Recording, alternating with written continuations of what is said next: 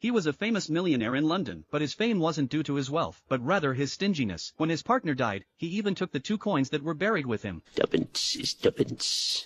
For his employees to keep warm, they were only allowed to use candles, while the coal was locked away in a cupboard. When someone asked him to donate to the poor, his words were even more venomous. And they had better do it, and decrease the surplus population. Such a bitter, mean-spirited man quickly faced his retribution. His deceased partner, Jacob, turned into a ghost, and came to visit Scrooge. His hair was wild, his face was wrapped in bandages, and he dragged heavy chains behind him. Scrooge was trembling in fear. Jacob told Scrooge, "These iron chains are my punishment from life. I never left the counting house. I squandered my wealth, exploited my employees, like a rat living in the eyes of money. Only after death did I become bound by these chains, wandering aimlessly. I have come to warn you, don't repeat my mistakes. There's still time to save yourself.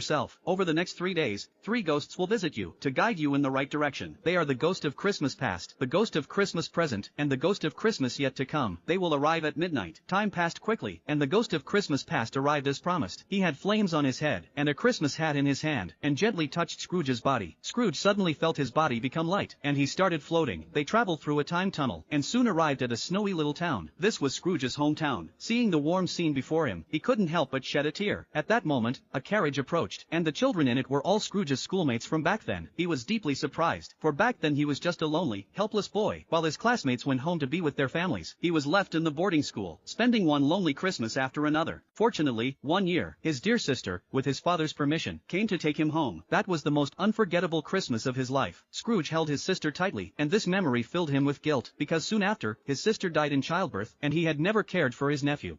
The ghost led him through the small town, and brought him to the place where his career had once begun. Here, he was reunited with his old companions, his respected former class president. But most importantly, it was here that he met his beautiful lover. They danced joyously at the ball. As he watched the warm, happy scene, Scrooge's heart was filled with sorrow, because the man he had become was different. He became terrified of poverty. He became obsessed with money, and this was also the root of the arguments with his wife. But if you were free today, would you choose a dowerless girl?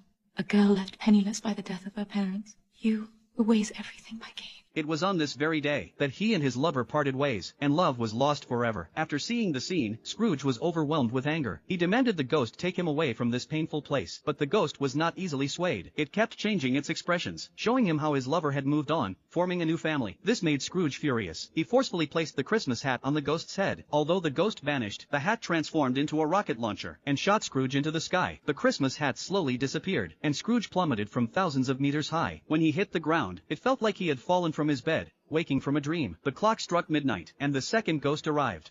The clock struck midnight, and the second ghost arrived. He sat firmly atop a pile of jewels, holding the ghost of Christmas fire. His task was to take Scrooge through the journey of his life. Scrooge grabbed hold of